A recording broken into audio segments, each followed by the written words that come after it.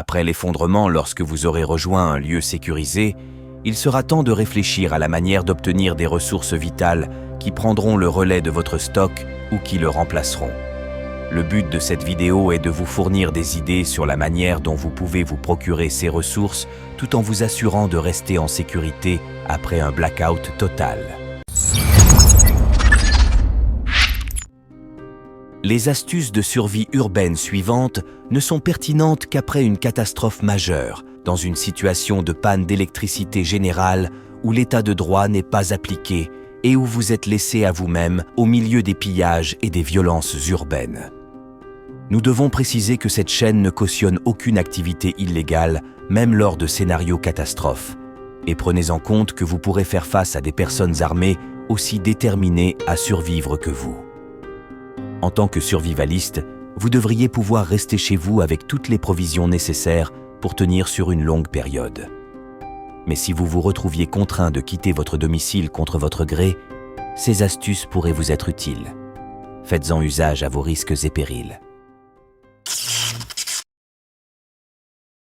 Peu de temps après l'effondrement, si vous avez besoin de carburant, il y a peu de chances que vous puissiez en acquérir dans les stations-service ou en siphonnant les réservoirs des voitures abandonnées le long des routes. Toutefois, il se pourrait que vous trouviez de l'essence à l'aéroport situé à proximité de votre ville.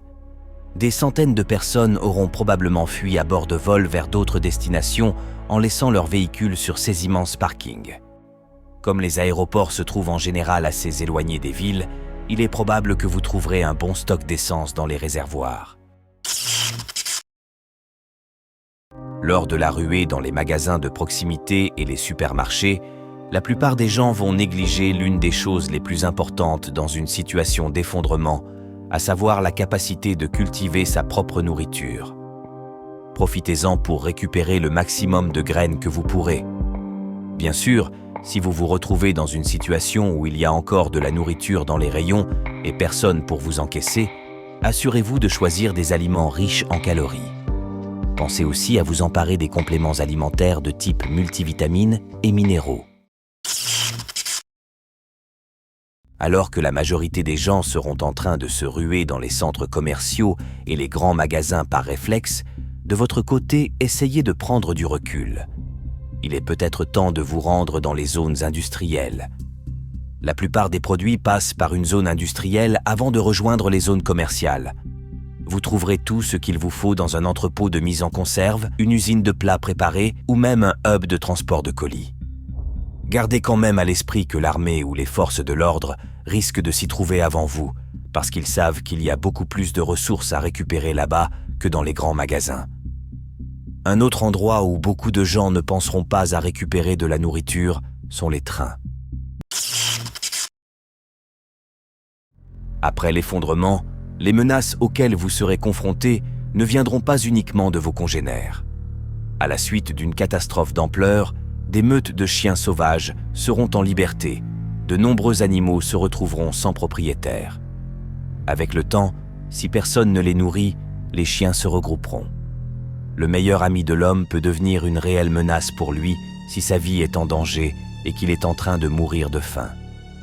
Notez simplement que les humains ne seront pas la seule menace après l'effondrement.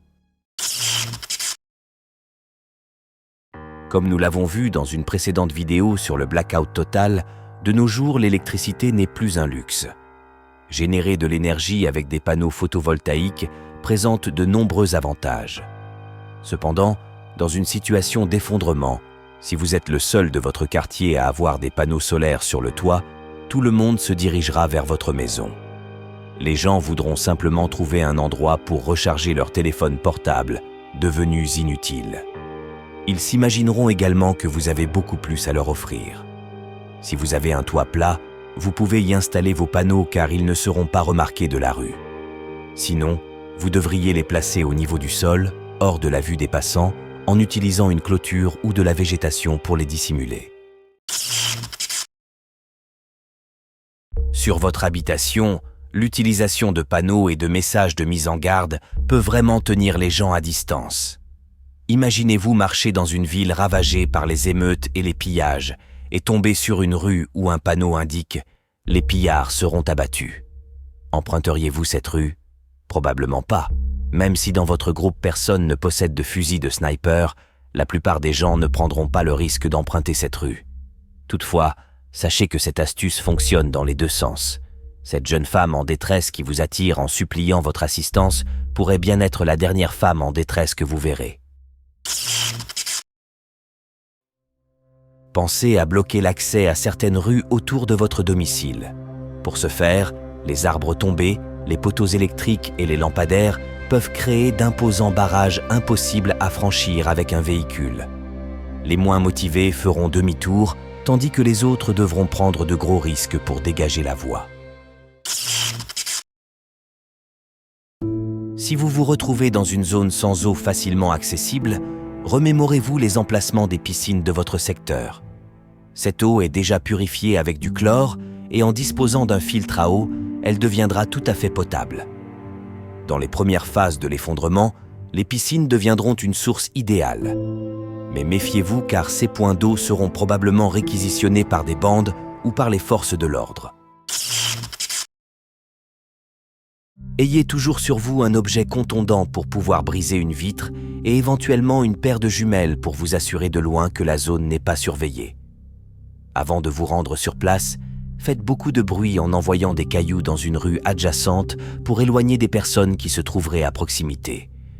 Ces bruits peuvent susciter de la curiosité chez les gens et les pousser à se révéler, vous épargnant ainsi d'être pris par surprise. De la même manière, vous pouvez utiliser des appâts pour attirer les gens. Placez simplement un objet désiré de manière visible dans la rue, comme un bidon d'essence vide par exemple.